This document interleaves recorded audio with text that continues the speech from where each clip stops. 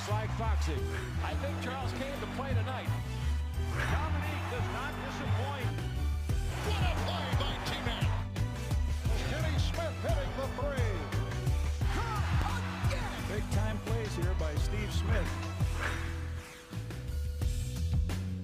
Welcome to another hour of stimulating conversation here on NBA TV, which we call Open Court. I'm Ernie Johnson. We got the panel here, and let's not waste any time. Let's get right to the introductions. Kenny the Jet Smith is here, and for how many years now? 14 years you and Charles have worked together. 16 years for you. Charles' 14th year. So Kenny the Jet Smith, Charles Barkley are here. So is Rick Fox, the guy who was born in Toronto, won 3 rings with the Lakers, and finished 6th in the 2010 Dancing with the Stars. Six. Hey, I went to the playoffs. 6th seed. Dominique Wilkins is also here. Has never been on Dancing with the Stars. Would you go on Dancing with the Stars? Probably not. Me either. Human. You don't like to show all his moves. No. And Hall of Fame class of 2006.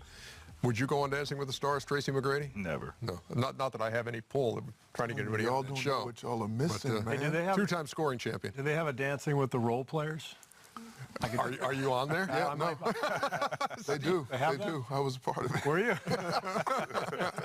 Steve Kerr is here with his 5 championship ring. He doesn't have the rings with him, but he does have those. And Steve Smith. Smitty, would you go on Dancing with the Stars? Nope. No skills. I commend you, Rick. Thanks, Smitty. Yeah. Did a great job. I think you all would do a great job, actually. We seen Charles dance. This footage. Oh, yeah, we've seen that. What's the a lady? long time Remember ago. that you went and asked the 90-year-old lady to dance? That was nice. That was a good gesture. You did your thing that night. Yeah. Thank you. They'll show it. At some point, yeah. They'll show it. Every now and then on Open Court, we go outside the basketball arena, and we talk about just stuff that's going on in the world of sports and elsewhere. And since we've last been together, we saw baseball, the PED thing continuing. You saw the Ryan Braun situation in which he had adamantly denied doing anything and then kind of fessing up, and then A-Rod getting this huge suspension and fighting that and continuing to play for the Yankees. Chuck, what did you make of all that when you were watching it from a distance? I think it's such a convoluted situation, Ernie. I never try to act like I'm God on television. If I could take a pill and make hundreds of millions of dollars, I would do it. I think it's so hypocritical for all these people to act like, oh, it's so bad, it's so evil. If my livelihood is baseball and I got to support my family, I'm going to take an injection. I think it's so hypocritical for people to act like whether you say it's right or wrong, I think we're all in a unique situation. Let's take one of these guys from a foreign country. If I'm living in a crappy third world country, I can come to the United States and make hundreds of millions of dollars and change my whole outlook for my entire family for generations to come. I'm going to do that.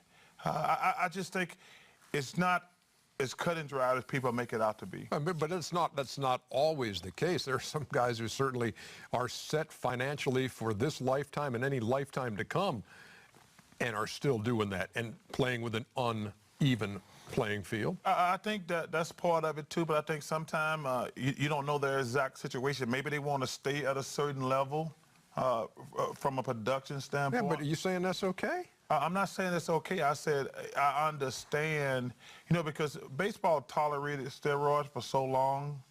I think it's ingrained in the game. I think performance-enhancing drugs are ingrained in sports. This is the problem here with performance-enhancing drugs, regular drugs, whatever you're taking that's illegal. Eventually, it's going to catch up to you. We grew up in an era in basketball where performance-enhancing drugs wasn't around in basketball. Now, you had the cocaine, you had the pot that guys smoked, but it was never something that made you play better, on the court. And so being a guy who never used drugs, never really been around drugs, I played on my sheer athletic ability and a will to be better as a player. So I always was against it because I had family members who died from drugs. So I understand the effect that it has on a family. So I never condoned that because if, God put you on this earth to do something great with your body. You don't need all these enhancements to do that. And it's, you know, it comes down to hard work. A lot of people don't want to put in the work. And that's why they do these performance-enhancing drugs to make them better than the rest. I've never said this to nobody. I've kept it to myself because I was playing on such a high level and for so many years. And when I had my knee injury, I was doing everything in my willpower to get back to that level. Naturally, I couldn't do it because I just didn't have the strength, I didn't have the confidence, and I just didn't believe that I was going to get there just doing it naturally. I actually considered getting advantage, and whatever that was, doing it illegally, I considered that. You consider it because somebody said, hey, I can get you back quick? No, just because or did you say, or is there something I can do, or does somebody come to you and say? No, I just because the era that we're in, especially baseball, with a lot of guys doing it. I mean, because obviously they're doing it to stay healthy, to stay on the field, or to stay at that level that they're playing. I considered doing that. Now, I never crossed that line because I read up on it and seen the side effects and everything that could happen. But you understand that side. You understand the side, too, especially in the wake of the Braun thing. Players saying, hey, look, take away the MVP, et cetera, et cetera. You see that side of it? Yeah, but Ernie, I think this, Chuck, too. I always say that money doesn't change who you are. It just highlights who you really are. So if you were a guy who would have cheated, you would cheat when you're poor. So besides Tracy McGrady not doing it, somewhere in his fiber, someone was telling him, yo, this ain't right. Somebody, when he was 3 years old, 5 years old, 7 years old, his mom, his dad, I don't know who it might have been, but somewhere somebody was telling him that. So you are who you are, regardless of the money, or the money can put you in a situation, because there's countless stories of people finding money who are dead broke, and they return it. They return it. Mm-hmm. Like, I don't want it. Mm-hmm. So you have to have a fiber of who you are, and that's going to dictate what you do. But I still think that's a simplistic look at it. Listen, you know, Teresa touched on some of these guys are using this stuff, they want to get healthy again. You know, Andy Pettitte said that. He said, I got hurt, I wanted to get back. Listen, I'm not saying, like I said, I want to make it clear, I'm not saying it's right or wrong, but to say just because a guy uses PEDs, I think it's very simplistic to say he's a bad guy. Chuck, what do you think about the penalties for it, though? What do you think? There's no penalties. That's my point also. Ron Braun still going to make up $100 million. So what penalty did he play? He's a little embarrassed. Along those lines, then what do you do? How long do you sit a guy, or what do you do to try to ensure that this is not going to happen again? We're going to clean up the sport. I think you get one strike. The second time, I think you lose your contract.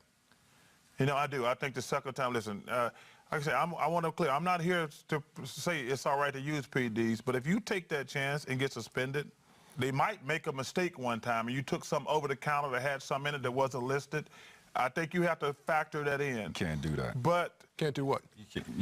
You can't say we give you one time and then the second time you lose your contract. Why not? Why? Because, I mean, just say you're on your contract year and you're on it and then you have a hell of a year. That's why guys do it. Right. That's why guys do it. They have a monster year when they become a free agent. And if you got that hanging over your head and they get to that crossroads, Tracy, that you were at when you said, I'm thinking about doing this, and you think, yeah, but the downside is, you catch me for this, and they're getting my contract ripped up, is that not going to make you say, well, that made my decision for me? Absolutely. But you know what's interesting for T-Mac, you know, I'm not speaking for him, but it wasn't financial for T-Mac. No.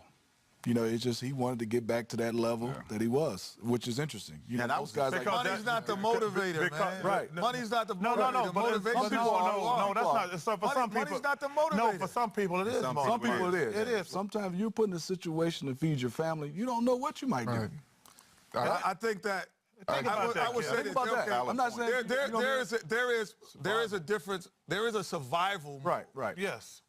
I don't think that we're talking about baseball players in a survival. I totally agree. I don't think they're I don't think they're on a desert island. I don't think that they're playing the game Survivor and they have to eat bugs to live. No, they're not in that position. They're in a position, if you do work, you could probably be a player in the league.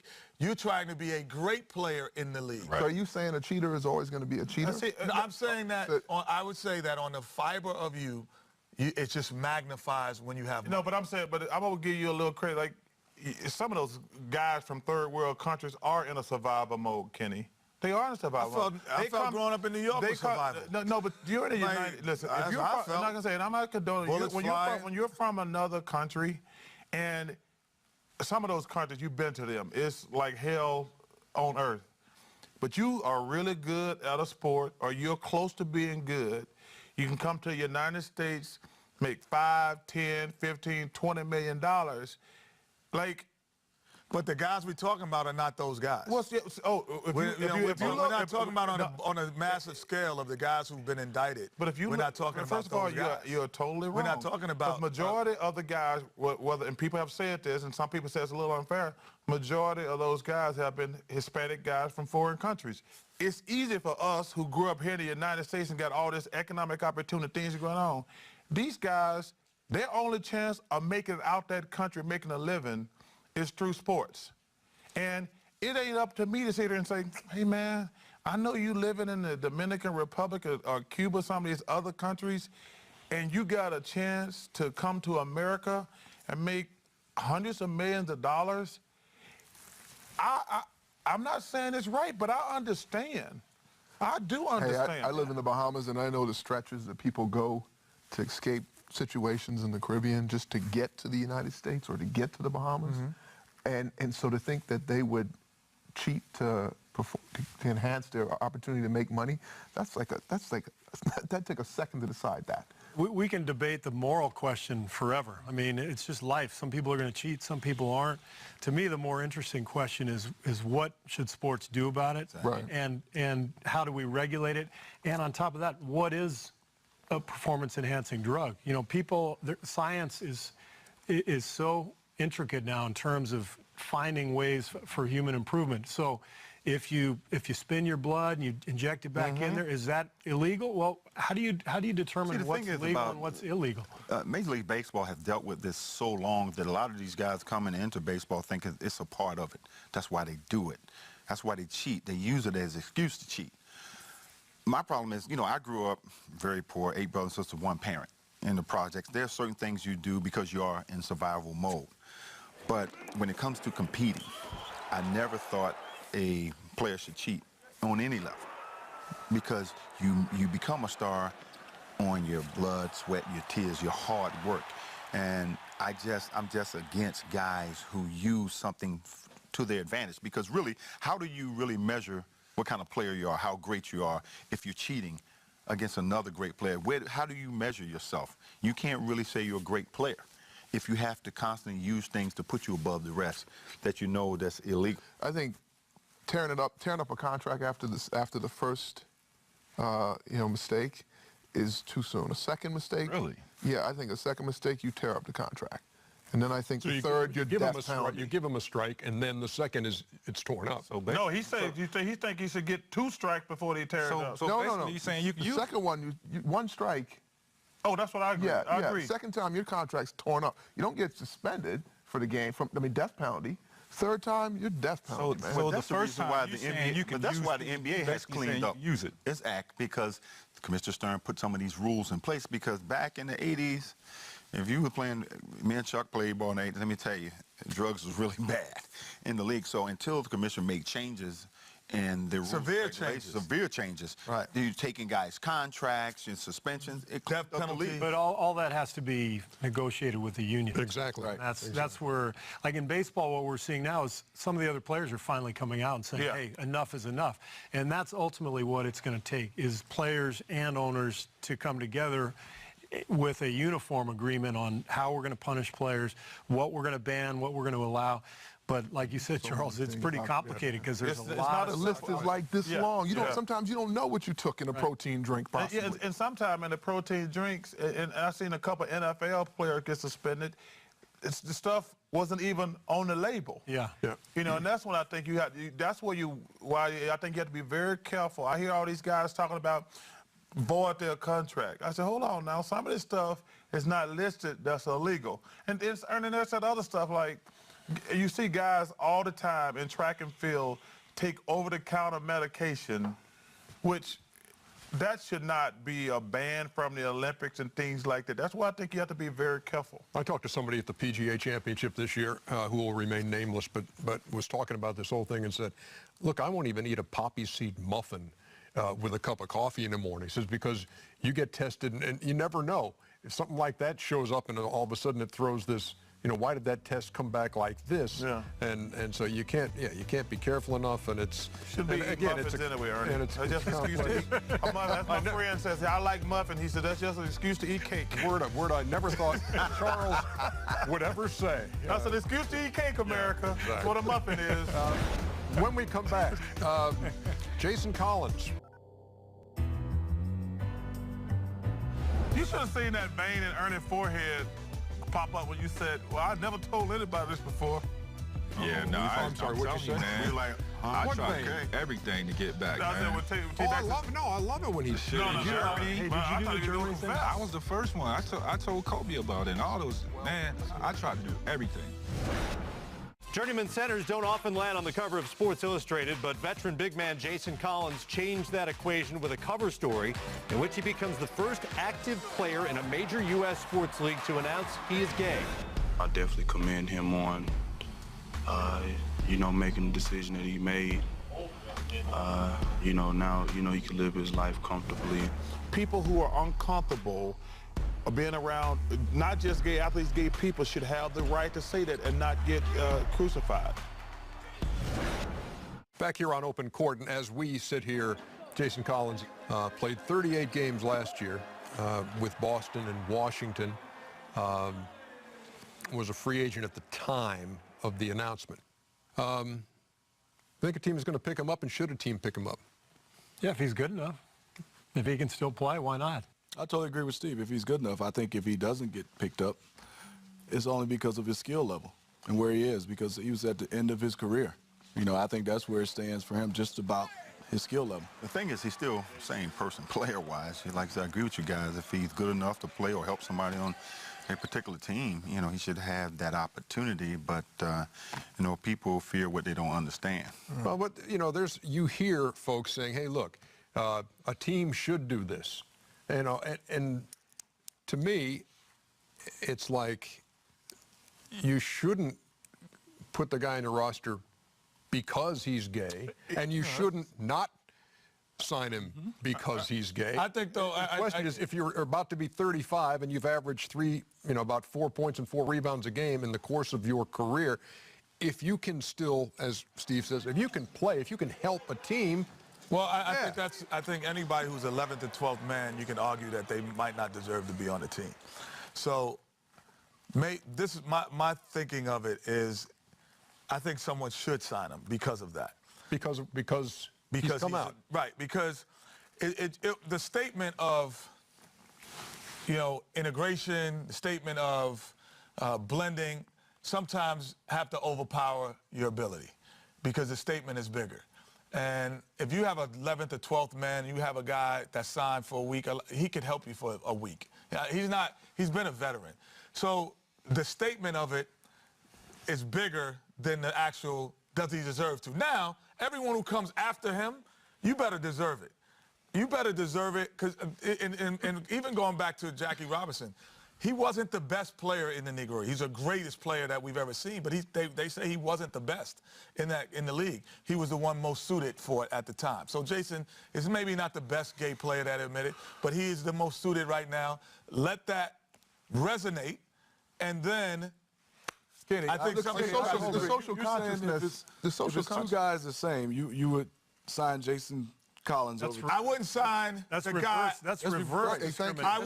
I would not sign, because if there's 11, 12 skill level. They're going to be about. I wouldn't sign the guy after Jason Collins. But hold on, Kenneth. Like that. I would sign maybe Jason. I'm not exactly sure how the salary cap work.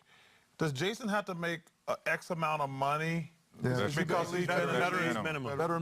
And so that might be The impact. The impact. If you're going to pay a guy, But I could sign him for 10 days. and listen, none of us are idiots. We all played with a gay player before. Exactly. We've all played with a gay player before. And number one, me being black, I always want to be inclusive. I want him in the league, but I don't want him in the league just to prove a point. Right. You know, I think Jason's skills have deteriorated. I mean, he's at the end of his career. I do think it'll be a cool thing socially, what Kenny says, for somebody to sign him. But I don't know how much he has left in the tank. And Doc Rivers said something that I thought was interesting, and I've said it many years, not just now. I think he'd be welcome more in the locker room than he will be toward the general public, because the general public is more homophobic. Listen, when you're on a team, and these guys know, when you're on a team, Ernie, we take you for good or bad. We play with criminals. We play with guys who are crazy. But folks, You fit both of those categories. he wasn't that was coming. You know that was coming. Good point.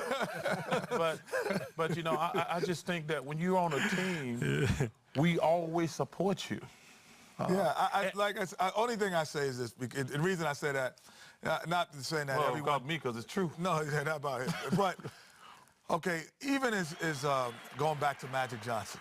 The rule wasn't that he should play in the All-Star game, but it was a statement, and that statement was big. So sometimes the statement outweighs what really should be happening, and I just feel that this statement sometimes could outweigh that. But Kenny, you're suggesting then that we've had a phobia for... I'm not saying it's a consistent balance. Athletes in the NBA. I'm not saying it's a consistent balance. There's been gay athletes in the NBA for years. But no one's known. That's their personal choice. But there's probably been people with HIV. Exactly, but that's their personal choice. We didn't know. But once we know, I think that it's important to just take a stand. I'm not saying that this is what you do prevalence all over the place, but I think there are certain times you should just take a stand. I think the point is this, I don't have a problem with him coming back, and I think it's cool to come back, but you got to come back or let him come back because he deserves to come back as a player. Yeah. Don't make him let him come back despite of. And I think, you know, a team who's trying to win that needs a big guy, they're going to take the best available big guy. They don't care what he is. They don't, hey, don't care. My guess is that doesn't matter. Jason would be offended to actually get a job as sort of a, you know, a charity act or a statement. He would want to actually earn the spot. If I'm a GM, I'll sign him, not just based off of the statement that he made, just his veteran leadership, because I played with him. He's a great locker room guy. He's an enforcer on the basketball court, and I look at somebody in the West signing him because of the big man, the guys in Memphis, Dwight, you know, Kendrick Perkins, the guys in L.A. for the Clippers, him having an impact of just coming in, being an enforcer, fouling, you know, creating havoc on the defensive end for those guys. As a former teammate, were you surprised when he made the announcement? I was very surprised, and I've known Jason since high school. Him and his brother, I competed against him in high school, and just playing with him over the years, I had no idea. He never carried himself that way. But it's guys you question, you know, that we've played with, that you like, you know, a little skeptical about. Has there ever been a problem in the locker room? No, never. With anybody that you... Ernie, there's never going to be a problem in the locker room. And I will say this, we, and these guys, I can't speak for them, we've had private conversation with other teammates who we felt a player was gay. There has never been a problem. Because when you're on a team, Ernie, you just want to win. Why? Because they show tendencies or... Well, you notice certain things. I mean, you just notice certain things. Well, I think the one thing that the locker room is kind of like a lot of times, like if you're watching Chris Rock or Kevin Hart, there's certain jokes that are going to come up that you just can't take offense to, because they're going to talk about where you're from, how you act, what you eat, and all those things on that level. You know, in the locker room, you pick on everybody, right? Yes. Everybody's fair game. And if you have a gay friend who you're very close with, you pick on him for being gay. Yeah. You do. It's just like, you know, that's just the give and take. Yeah. When it becomes that comfortable that, you know, you can get on him for being gay and he can get on you for your bad haircut. Yeah. And that's just how it should be. You know, see, that's such a great point, because you see jocks getting in trouble all the time for making quote-unquote homophobic slurs. And it makes me mad when I hear that, because my gay friends, I say stuff to them. They say racial stuff to me. Right. You know, I say racial stuff to these guys. I don't like it, though. What? Just let you know right now. Let me get you guys to hold that thought right there as we take a break. Let's stop there. And we will come back and pick it up right there as Open Court continues.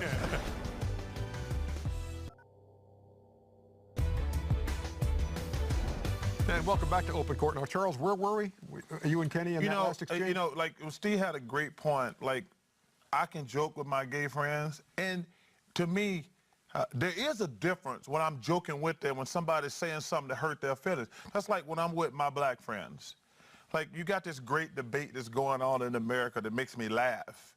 Like, we're talking about the N-word. I said, let me tell you something. I know what the N-word means when I'm joking with a friend and somebody said it to disparage me. If you say it as one of my homeboys, I'm going to give you a dap. If you say it and you mean to hurt my feelings, I'm going to clock your ass. I get offended at times when people talk racially and about homosexuality and try to take it out the locker room that guys are being homophobic or being racist. And I think it's a very, I think I try to always step back and like, okay, every time somebody talk about race, it's not racist. Yeah. There is racial and there's racist. And like I say, Steve says, hey, I can joke with my gay friends and they don't get mad. And then there's that Riley Cooper situation with the Philadelphia Eagles at the Kenny Chesney concert. Yeah. So how was that said, Rick? Well, look, he may have had a few drinks in him as well in that situation, but his apology, I felt, was heartfelt from watching him apologize. A situation I'm sure he'll learn from. But compassion and acceptance, I think, is a motto I try to live by, and I don't think there's enough of it going around, regardless of, you know, racial beliefs, ethnic beliefs, sexual beliefs, and all of that stuff. Fear is at the root of all of it. Fear of what you don't know, to what you were saying, fear of not enough knowledge for yourself. And so when you find yourself in situations where you're interacting with people you may not know anything about, fear creeps in, and therefore the openness, the acceptance shuts down. And I think until we remain a society that can start to move towards acceptance and inclusion, then we're going to continue to live in fear. To Chuck's point, I think as a society we're very insecure. You're insecure who you are, so you're quick to fight it and judge others because you're not sure at times who you are. And so you're always looking for excuses to put the blame somewhere else. Say, I'm a guy who don't like to be judged. So I'm not going to judge someone else because I know how I react when someone judges me. So I look at everybody as equals. You know, it's because someone does something different in life and they're a different type of personality. Don't make them better or worse than you are. So you got to look at people. You got to treat people like you want to be treated. I agree with Charles in the fact that you still should have the right to say you're uncomfortable. Because, you know, there's certain people who have religious beliefs that's not what they want to be around. Doesn't mean you don't treat them equally, but you have the choice to not be around that. And I think that, or anything.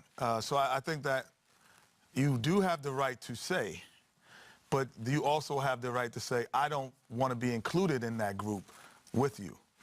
You heard, if you're a teammate, Smitty, and you're a teammate of Riley Cooper, and you hear him drop the N-word in that social setting, and then you hear the apology. You know, if you're not there, and if you don't know the person individually, I think it's so hard. We judge on sometimes limited information. You know, and whether I hear Kenny, Charles, all of us on this panel do something, if I'm not there, you know, and obviously if me and Kenny are teammates and I get a chance to talk to him and he explains the situation, whether wrong or right, and he has an apology, and I feel that I can accept his apology. I'm with Rick. We got to learn how to accept apology and move on. To me, it showed me that's who he really is. You know, when he's with his friends, he's out. Yeah, he has some drinks, but for him to utter those words around his people, it just shows me that's his character. You know, I'm going to disagree because His character, you mean, T-Mac? I don't know about it. I think, okay, let me say why else would you say that? Because let me tell you something. I'm going to hop over that fence? No, I think, first of all, I think Rick. It was comfortable. I don't Real comfortable. Okay, hold on, let me make this one point, and then we can go from there. First of all, he had been drinking, which, sometimes when you're drinking, I've got to fighting with a white guy before, and I've said, What triggered that, though? Did he do anything? No, because when you enraged and you've been drinking, and obviously, I don't dislike white people, but at that moment, had been drinking, and we were gonna fight, and the first thing I could think of was Hunky. So, and we take it down. We take it all the way down to its lowest form. We throw the biggest bar. Because you're trying to hurt the person you're arguing with. Can I add something as a white guy? Sure. That word is just off limits for us. I ain't rolling with that. Steve and I can call each other that. I mean, no, absolutely. No, but listen, I heard Riley Cooper's apology, and I believed him. I think he felt horrible, but I don't care how much you've had to drink. You don't use that. There's a tremendous shame in our country with our past. We live in a great country, but man, there's some and I understand shame has to so be as a white guy, and you have to get past the shame. That word without feeling. I don't think you got to move past the shame. I understand. You're giving it too much power. I understand the word is bad and he shouldn't have used it, but I'm just saying that's like you hear guys who say horrible things to women when they're fighting, like. And when you in the moment, you want to hurt that person. And you try to think of a word to hurt her feelings. You see it all the time. And I don't think you're that person.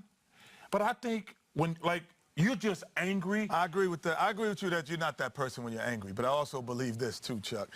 I believe that if you do that once, that's not who you are. Like, but if I continually do this, if I continually do bad things, but I have a good heart, you're a bad person. You can't have a good heart. If you continually. But I'm talking about, we're talking about Riley Cooper. Right, but I'm saying, I don't know if this is his normal daily routine. Right. The people around him know that. So my point is, like, we were joking, not joking around, we had Steven Jackson on one time. He said, hey, I went into the stands, I lost my head. I was like, he said, I'm really a good guy. And I said, yeah, you're a good guy, Steven, but if you continually do bad things, you're just a bad guy who want to do good. And you're not a good guy who wants to do bad. Well, you got to understand something. A good guy doesn't do bad things over and over. Without question. Oh. He might do one or two. Okay, he may do it one or two times. Everybody makes mistakes. To your point, sometimes you are who you are. And you make comments in rage, and we all do that, no question. But why do you make comments like that when you're not enraged? I mean, that's the question. Yeah, because everybody, no question. Because everybody who's good ain't all good, and everybody's bad is not all bad. Sometimes that is who you are as a person, be it right or wrong. Yeah. Some people, like you said, don't want to change. It ain't like he was having a confrontation with somebody about the fight. He was with his people and was like, I jump over that fence. Just saying it can't. Yeah, I just think we have to be careful when people make mistakes. Because clearly, Riley's teammates came to his defense. I think that if these are guys around him every day, and they said, dude, we hang out with Riley all the time and we're cool, I'm going to take their word. We can take their word for it. I agree with that. Yes. I agree with that. Without minimizing the situation that Riley put himself in. Where's the personal opportunity to grow, though, for anyone? A rookie comes in the league. You don't expect him to know what a 10-year, 12-year veteran knows after going through the fire for 5 years, right? We're all raised differently at different times. We're socialized differently by our parents. Some of us have them, some of us don't. Some of us go to private schools, public schools. All of our experience bring us to that point. So to expect that everyone should have the same level playing field of knowledge and experience and understanding of another race, another culture. Not a playing field, Rick, but a base. You got to have the same base. But his track towards that base is not the same as your track having lived it. Yeah, you're right. So my point being is that you take any one of us and put us in a different country with a different language, and we say something that we culturally have no idea what we just said because we weren't raised by an Italian, then that's an extreme case. But it is extreme, and I'm not minimizing it, and I'm showing you the gap, though. Right. That's extreme, and I don't want to minimize it. I understand. I could deal with extreme. I think Tracy could deal with extreme, but I can't deal with normality. When it's because like this is not a guy from another country that figured out. Come on, But you know, Steve, at the end of the day, I can find you a number of Americans that live in this very same country that don't get out of their little circle. But I tell you, at the and end know of the nothing day, about what you make you a and I good have point, Steve. experienced. At the end of the day, no matter what kind of background we come from, as an athlete, we always going to stand up for our play if we like them or not. We always going to rally around them and support them. At the end of the And I think that's what you saw with the Riley Cooper. You know, that goes back to the homosexual thing. And I'm not comparing I'm not that going to rally around him if he's wrong, though. Well, we're going to correct him if he's but wrong I'm in the saying, locker room. Not all. I mean, there's some instances the correct you're part. wrong, dead Right. wrong under what I believe in, morals. I'm not rallying around you. No. But I think you would. But as a team, we as a team, you're going to stay together. I think that's what if you're he's saying wrong? that they saw. Huh? If he's You know what I'm wrong, saying? Well, okay. How many of us have I don't know how Hold on, he's let me wrong. ask you a question. Okay, let's take an example. Let's take Von Miller. He did some drugs. He's going to get suspended from his team for 6 games. He's screwing his team, basically. Now, should the team turn against him or welcome him back in 6 weeks? no, take Ryan Braun. Same thing. I think. Is that the same thing? Hey, when Ryan Braun come back, if I'm his teammates, he paid his dues. Yeah, I'm okay with I'm that. okay with him coming back. Like I said, and I'm not jumping on Von Miller, but he let his team down. He got suspended for 6 games. He really let his team down. Who among us hasn't let our team down? So should the Make Broncos, mistakes. when he come back, what should the Broncos do? They should welcome him back. No, this is what I would say. I would say, listen, man, I can't wait for you to come back as a player, but, yo, you know we can't hang out. I'm letting you know that. We don't hang out. Who you talking about? Correct Cooper? communication. Right. I'm like, we don't hang out. Who? That's the you talking correcting about Von part Miller? we're talking But about. how Talking does about how Riley do we Cooper? grow then, Kenny? I'm like, because How I'm does like, anyone grow? and then I'm like, you- we don't hang out, and I'm saying, unless you can prove to me differently. Then what How's he going to do that if you won't hang out with him? Unless you can, you're going to have to prove it to me. What can he do if you won't hang out with him? Other You're going to have teammates. to prove it to me. There's ways to do it without hanging out with me right now. So when Ryan Braun come back and you're on his team, you shunning him? Ryan from the drugs? Yeah. That's the first person I My go first to. thing I'm gonna First do of all, this, you weren't talking about Ryan Braun and the drugs. No, I was that's, talking that's about what I think it was right, confused. Right, but I'm saying when I'm talking about even with Ryan with the drugs, if let's say if he was doing something that I didn't, and I say, listen, man, you know I can't hang with you if this is the way you are. There you go. Is this you? I'm letting you know this, but come on back to the team. But when you're off the court, if this is who you are, I got nothing to do with you. And how about this? And then you can say Help me that understand. ain't me. And then I do want to hang with you, Right. and I apologize. I want to take Right. you to dinner, but I'm not going to ask you to go to dinner with you. But where's the real 'Cause I've conversation, already- Kenny? I Real just had it. conversation is- I had to go there. No, but that's the surface. That's the 30,000. Tell me why you took performance-enhancing drugs. What drove you to that point? Could you not talk to one of us? Like, what is it? What would you Yo, need? honestly, that ain't my worry. So my concern is just, That's the listen, care if for that's your you, fellow man, brother, I man, can't that has really to happen rock with Let's you. take Grow, Ryan Braun, man. for instance. If you're Aaron Rodgers, good friend of his, Yes. who he looked dead in the eyes and said, I wasn't no part of this. And then a year later, he comes out and he's, So why did he feel the need to lie? Because I'm not a Lie to your therapist, best man. I friend. can't go Right. through all To of your that. face line? So what type of relationship is that? T-Mac, let me ask this question. It's my job, man. You think Aaron Rodgers shouldn't be his friends now? You can't trust him. So, can't trust him. See, well, we just disagree. If Listen, Ryan Braun, he gotta earn my trust He's back. got to earn it back. Yeah, And to I'm a not certain saying that. extent. No, To a what's the certain certain extent. You know, But we hold on, cool. but as a leader on that team, you got to be willing to sit down and do an intervention with that player. Say, look, we want you back. You're a very important part of this team, but this is certain things we can't have on this team. And you don't have to love him. You don't have to be his friend. You just have to be his teammate and respect him. That's it. and that's it. that's And all I'ma I'm let saying. you know that. That's all That's I'm it. saying. That's it. I'm As a being a teammate, teammate. we have to stick together. I always believe that. Like I say, we've all played with crazy guys. I mean, But think about this. think about them guys you played with in Houston. But think about this. And you went, and we played together, but you would never see Separate me ways. with them Separate ways, when separate they were ways. doing it. But And I'm establishing But that. there's I'm guys- like, yo, that's what you want to do? But I don't rock There's that guys way. I played with who I liked and I didn't hang with because you're all in different stages No, in that was life. them not wanting And to that was we're all at different stages in life. But the one thing I don't think I try not to ever play God. I mean, when do we don't get to pick and choose? I tell my team, hey, you messed up. You're back. Don't do it again. Let's go forward. I just don't think, I don't believe in shunning players because one thing about sports, we should all stick together, in my opinion. Some guys immediately heard that apology and said, I'm good with that. For others, it's going to take more. It's going to take me and you sitting down, and it's going to take me, who's maybe on the receiving end of that slur, to say, you know what? I'm not feeling comfortable sitting and talking to this guy, but if this is going to work toward the greater good, then I will sit down. I will sit down with this guy, as painful as it might be, and as bad, it may make me look bad in the eyes of some of my teammates to say, what are you doing hanging with that guy? Look, I want to fix it. I want to be part of the solution rather than let the problem go on. There's a million ways to look at it. You guys have made unbelievable points in this, and it could have been a show unto itself. But we have one more segment to go, and we'll wrap things up right after this.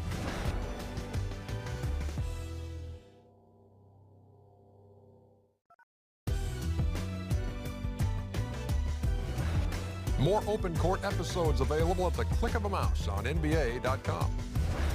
Welcome back to Open Court. Man, there's been a lot to digest as we've talked. And what's the takeaway? What would you tell a viewer, T-Mac? What would you want them to take away from this show?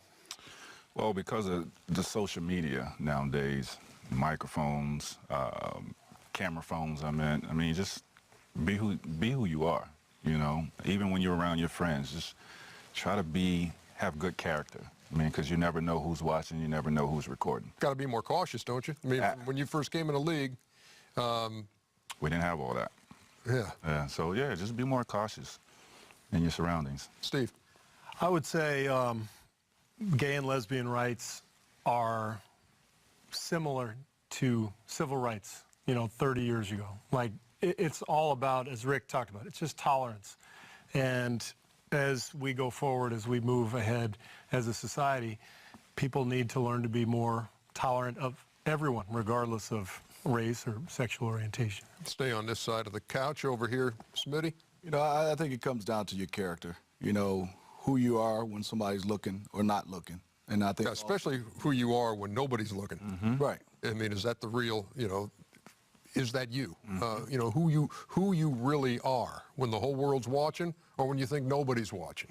And I think that's the big balance, and I think you got to be on the same, try to somewhat be on the same level. It comes down to, like, your character, who you are. I mean, my uncle used to always tell me, can you get up in the morning and look in that mirror and not shy away from it? You can look in that mirror and you like what you see, it should be all right. Kenny. I would say to take away from this inclusivity, being able to include everyone in your thought process, allowing them to have a freedom to be who they are and what they want to be. I understand what Steve means in terms of it's a civil right similarity, I would say, on the surface, but then in terms of civil rights, I would think the same thing. It's a little bit different because of the economic and not the economic, but the moral changes that was. It's a little bit different. I don't know if the being gay or lesbian had to go through the same struggles, but in terms of surface-wise, it's about inclusiveness. And so, yes, I can include you, I can respect you, and I can allow you, but I don't have to be included if I choose not to. Well, I think for me, man, sports are just wonderful. Ernie, you talk about social media and stuff like that. We get beat over the head every day, every time a jock or a celebrity screw up. But speaking for myself, if it wasn't for basketball, ain't no telling what I'd be doing. Basketball's given me every single thing in my life. These guys, we all have a great life. And it's not to say we're not intelligent and wouldn't have been successful, but our lives have been changed forever by a little round ball. Man, if it wasn't for sports, so many kids' life would suck. Their life would flat out suck. And I just think that I just thank God for basketball because my life has been a blessing. What's the takeaway, Rick? For me, love, searching out love with boundaries, knowing yourself enough to know what you stand for, like Kenny was saying, what you will accept, what you won't accept, but keeping an openness to be able to reach down and pick someone up. And I think that's the conversation of inclusion.